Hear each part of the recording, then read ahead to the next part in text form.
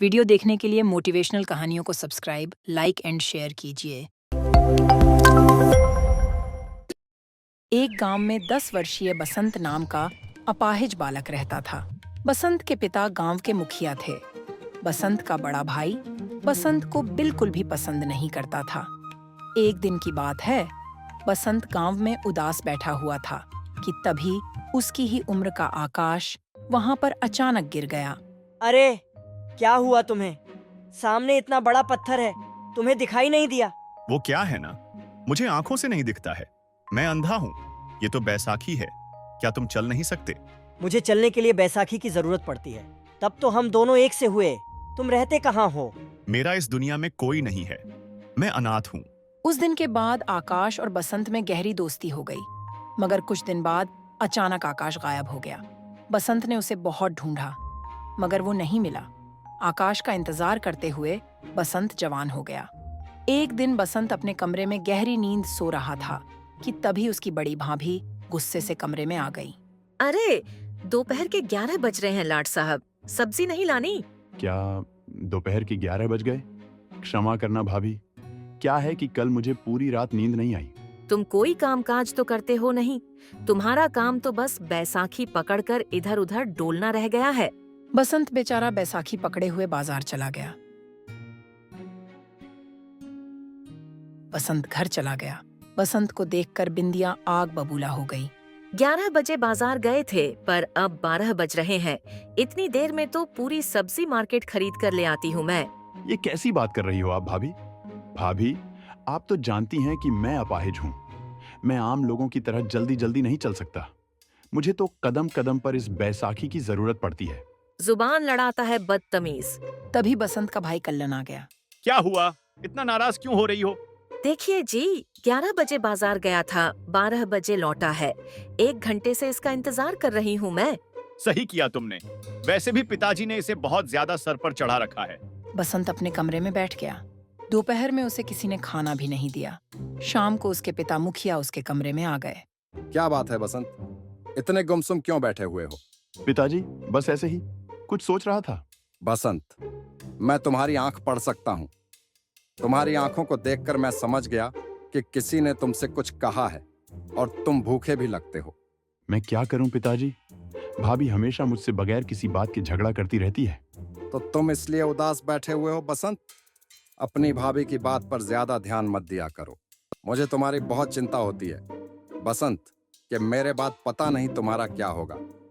मेरे जाने के बाद तुम्हारा बड़ा भाई तुम्हें 2 वक्त की रोटी भी खिला पाएगा या नहीं? अगले दिन मुखिया ने अपने दोनों खेत बसंत के नाम कर दिए। इस बारे में बसंत के बड़े भाई को कुछ नहीं पता था, मगर अचानक मुखिया की मौत हो गई। मौत के कुछ दिन बाद मुखिया का दोस्त जगमोहन घर आया। मुझे यह कहते हुए अच्छा तो नहीं लग रहा, लेकिन मुखिया जी ने मरने से पहले मुझसे कहा था कि ये बात उनके मरने के बाद ही उनके बड़े बेटे को बताई जाए। मुखिया जी ने अपने दोनों खेत अपने सबसे छोटे बेटे बसंत के नाम कर दिए हैं। ये क्या कह रहे हो आप? पिताजी ने तो इस बारे में मुझे कभी कुछ बताया ही नहीं।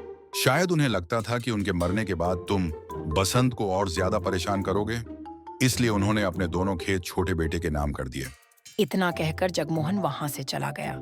कल्लन ने बसंत को धक्के देकर घर से निकाल दिया। बसंत बेचारा भूखा प्यासा दूसरे गांव में भटकने लगा।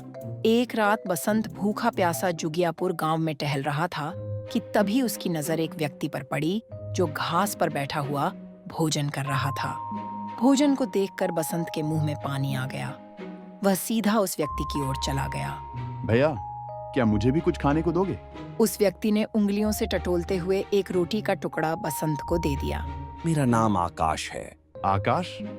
कहीं तुम वही आकाश तो नहीं जो मेरे बचपन के मित्र थे और अचानक गायब हो गए थे? हाँ, मैं वही आकाश हूँ। कहीं तुम बसंत तो नहीं? हाँ, मैं बसंत हूँ। मेरे दोस्त, मैंने तुम्हें कहाँ कहाँ नहीं ढूंढा। तुम कहाँ चले गए थे? अब तुम्हें क्या बताऊं बसंत। गांव के एक व्यक्ति ने मुझे सड़क पार करने का वादा किया और अपनी मोटरसाइकिल के पीछे बिठा लिया। फिर वह मुझे इस गांव से बहुत दूर शहर में छोड़ आया। तब से मैं ऐसे ही भटक रहा हूँ और इतने वर्ष बाद आज यहाँ तक लौट आया हूँ। उस दिन के बाद आकाश और बसंत साथ साथ रहने लगे। एक दिन बसंत कहीं जा रहा था, तभी जगमोहन उसे मिला। मैंने तुम्हें कहाँ कहाँ नहीं ढूंढा बसंत। तुम जुगियापुर गांव में क्या कर रहे हो? तुम्हारे भाई ने बताया कि तुम घर छोड़कर भाग गए। अब मैं अपने भैया से क्या उम्मीद कर सकता हूँ? बोलिए जगमोहन साहब, क्या जरूरी बात करनी है? बात यह है, बसंत की वसीयत करने से पहले तुम्हारे पिताजी ने तुम्हारा शारीरिक परीक्षण करवाया था। कुछ दिनों पहले ही रिपोर्ट मुझे प्राप्त हुई। तुम्हें एक भयानक बीमारी है बसंत। तुम इस दुनिया में कुछ दिनों के ही मेहमान हो। मैं जानता हूं बसंत की मेरे भाई और भाभी का मेरे प्रति व्यवहार कितना बुरा था, और उन्होंने तुम्हें धोखा देकर घर से बाहर भी निकाल दिया था। लेकिन उन्हें उनके की सजा भी मिल चुकी है बसंत। तुम्हारा बड़ा भाई अब सड़क पर आ चुका है और तुम्हारी भाभी सड़कों पर भीख मांगकर गुजारा करती है। तो क्या भैया को कहीं पर काम नहीं मिला? नहीं, क्योंकि तुम्हारा भाई अब अपाहिज हो चुका है। बसंत, तुम तो कुछ दिनों के ही मेहमान हो, तो क्यों ना तुम अपने दोनों खेत अपने भाई के नाम कर दो। ये बात मैं तुमसे सिर्फ इंसानियत के नाते कह रहा हूं, बाकी तुम्हारी मर्जी। अगले दिन आकाश ने देखा कि बसंत नहीं था। आकाश ने बसंत को बहुत ढूंढा, मगर बसंत उसे कहीं नहीं मिला। ऐसे ही कई महीने बीत गए। एक दिन अचानक आकाश किसी कार से टकरा गया। कार से एक व्यक्ति बाहर निकलकर आ गया। अरे, तुम्हें चोट तो नहीं आई? नहीं, मुझे कोई चोट नहीं आई। मेरे शरीर को तो हर 5 मिनट बाद किसी न किसी चीज से टकराने की आदत है। मेरा नाम डॉक्टर जोशी है। क्या तुम अंधे हो? जी हाँ डॉक्टर साहब, मैं अंधा हूँ। तुम्हारा इलाज संभव हो सकता है। अगर तुम चाहो तो मैं तुम्हारी आंखों की रोशनी वापस लौटा सकता हूँ। तुम देख सकते हो। आओ मेरे साथ। डॉक्टर जोशी आकाश को एक अस्पताल में लेकर आया। कुछ ही महीनों में आकाश को दिखाई देने लगा। ये लो आकाश, 10 लाख रुपए। अब तुम्हें सड़कों पर भीख मांगने की जरूरत नहीं है। आकाश ने उन 10 लाख रुपए से खाद का काम शुरू किया। कुछ ही समय में आकाश पैसों में खेलने लगा। अब वह एक बहुत अमीर व्यक्ति बन चुका था। कुछ सालों बाद आकाश डॉक्टर के घर पर आया। आकाश ने 10 लाख रुपए डॉक्टर को दे दिए। मैं आपका एहसान जिंदगी भर नहीं भूलूंगा डॉक्टर साहब। दुनिया में जहां एक तरफ आप जैसे अच्छे इंसान मौजूद हैं जो मुझ जैसे व्यक्ति की मदद करते हैं, तो वहीं दूसरी तरफ मेरे मक्कार दोस्त की तरह जो बीच रास्ते में मुझे छोड़कर भाग जाता है। ये 10 लाख रुपए तुम्हारे हैं आकाश। मरने से पहले बसंत ने मुझे ये 10 लाख रुपए तुम्हें देने के लिए कहा था। ये आप क्या कह रहे हैं? मैं बिल्कुल सही कह रहा हूं। दरअसल बसंत को एक लाइलाज बीमारी थी और बसंत इस बारे में जानता था। मरने से पहले 10 लाख रुपए उसने मुझे तुम्हें देने के लिए कहा था। उसने मुझसे यह कहा था कि मेरे दोस्त से कहना कि मैं उससे आखिरी बार इसलिए नहीं मिल सका कि वह मेरे जाने की बात सुनकर दुखी ना हो जाए। आपने मुझे पहले क्यों नहीं बताया? मैं उसके बारे में पता नहीं क्या क्या सोचता रहता था, और वो जाते जाते मेरे ऊपर इतना बड़ा उपकार कर गया। मैं उसका उपकार का बदला कैसे चुकाऊंगा? मैं तो अब उससे मिल भी नहीं सकता।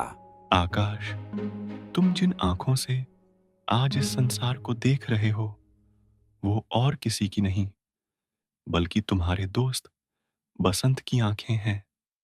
मरने से पहले उसने तुम्हें अपनी आंखें दान कर दी थीं। अब तुम उसकी ही आंखों से इस दुनिया को देखोगे। आकाश नम आंखों से वहां से चला गया। आकाश आज भी अपने दोस्त बसंत को याद करता है। वीडियो देखने के लिए मोटिवेशनल कहानियों को सब्सक्राइब, लाइक एंड शेयर कीजिए।